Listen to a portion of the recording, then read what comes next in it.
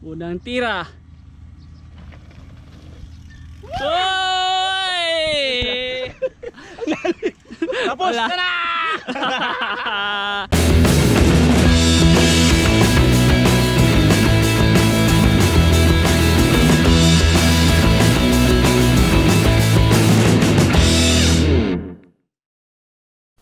Matagal na naming sinisipat tong spot na to para tayuan ng dirt jump.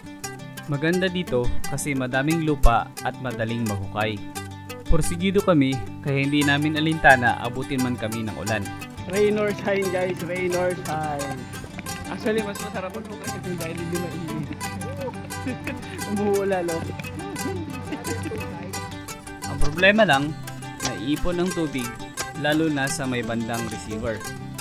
Ginawan na namin ng paraan.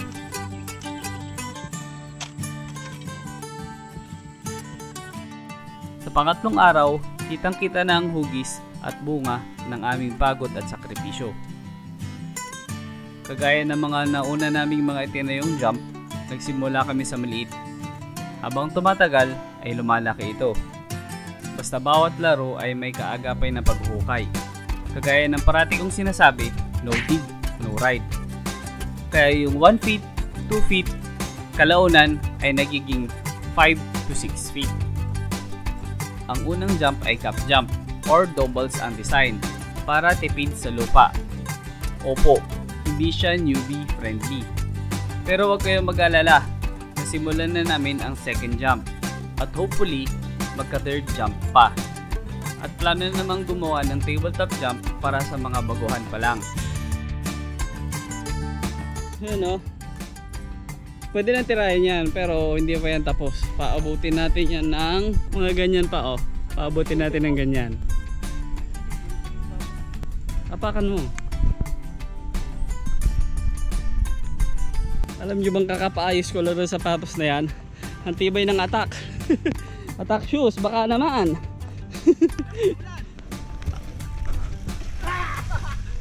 Sobra. Kulang pa yung ating receiver. Medyo papunta na siya sa flat eh. May ang-exhale ng receiver. Tuloy-tuloy lang kami sa paggawa. Kahit madalas ay kaming dalawa lang ni Buboy. Manual labor lang kami. Pala lang ang gamit. Walang makinarya. Except sa motor ni Buboy. Nagagamit pang siksik para tumigas at sumulma ng transition. Pero welcome lahat na gustong tumulong at pakibahagi. Dahil sa huli, para naman sa lahat ang ginagawa namin. Kada gawa, panibagong testing ang kailangan para masiguro na tama ang hagod at safe ang laruan. Yew! Kung makikita nyo, maganda ang puwelo. Hindi mo na kailangan padyakan ng matindi dahil ito ay pababa.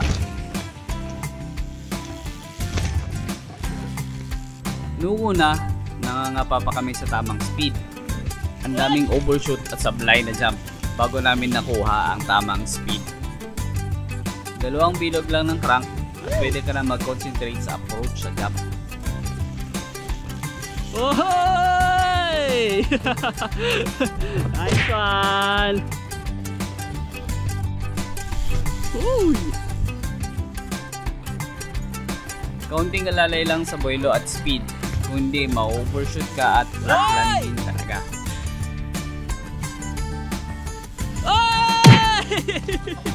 Guys, lalo na sa mga bata at baguhan, yung mga stunts o tricks na to, sa unang tingin, parang simple. Ang totoo, maraming oras ng practice ang kailangan. Hindi lang tapang.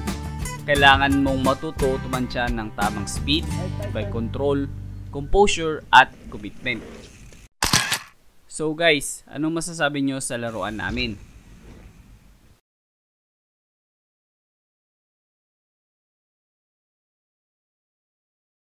Good morning YouTube! Woo! Woo! Ilang araw na din kami naghuhukay. So ngayon ay araw naman ng paglalaro. So it's Saturday and nandito ang tropang 13s. And of course ang MFR, si Jeremy, si Bosch. Kasama ko nang nag-hukay ng ilang araw. So ngayon naman ay tayo magsasaya. Kanina naghukay din kami pero konti lang. Sarap ng panahon ngayon. May bagyo daw pero Tingnan nyo naman yung araw. Ang init, grabe. Granddaddy J. Ang bilis oh, grabe. Ay! Nosy nose. First time mo, Carl? Oo, first time. First time niya tumira ng gap na to. Sa laruan na to. Dalawang kunyat lang yan, dalawang kunyat. Dalawang bilog lang. Oh, dalawang bilog lang. Matakot. Dalawang bilog. Bagal. Diba? Konti lang eh. Umabot pero nervous eh. Nanigas ang katawan. Alright, tayo naman. Dala ko yung DJ bike ko. First time ko din tumira gamit tong bike na to. Yung mga nakakaraan, dinadala ko lang yung enduro bike ko. Mas madali kasi dalhin yun. Ngayon, iba yung pakiramdam nito. Ito mas magaan to malayo kumpara doon. Kaya tingnan natin kung anong pakiramdam sa jump. Oh, game. Oh, game.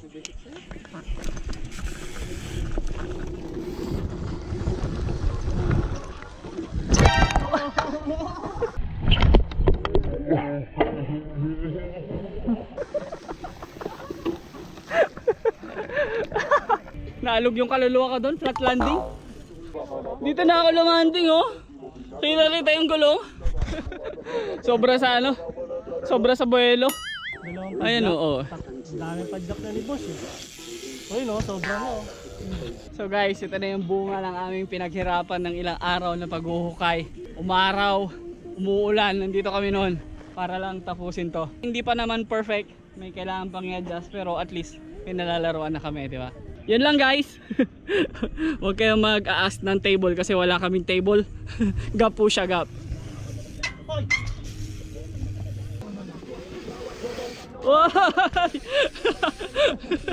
Sobra. Mali ang gawa natin guys. Kailangan mas malaki pa yung gap. Dalawang bilog lang, Carl. Ayan oh. Alright, yung unang tira ko flat landing eh. Ito kaya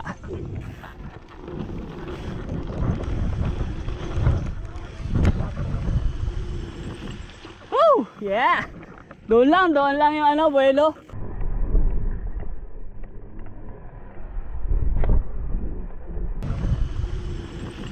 Mainit lang guys. Medyo tirik yung araw.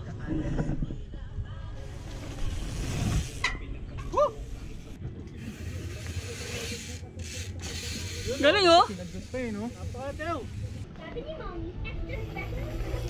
Oy! Galing talaga, ngas-ngas. That's Budol King for you.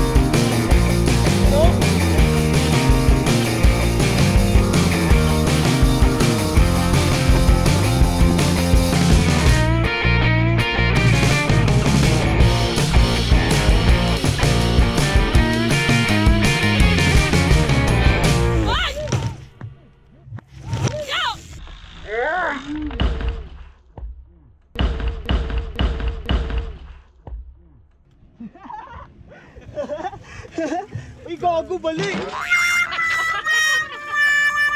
Wasak! Fuck, man! Kakabalik ko lang si Ronald bike ko, men. High rise. Ano nangyari doon? Ano bang gagawin mo? Tail whip. Tail whip? Ingat ka sa mahigaan mo. Oo nga eh. Iniisip ko baka mahigaan yung pedals kanina eh. Buti dito doon sa frame ano, sumalpok. Ang init guys, yun lang kalaban dito. Tirik ng araw ngayon. Masaya maglaro dito hapon. Maswerte yung mga hapon hits.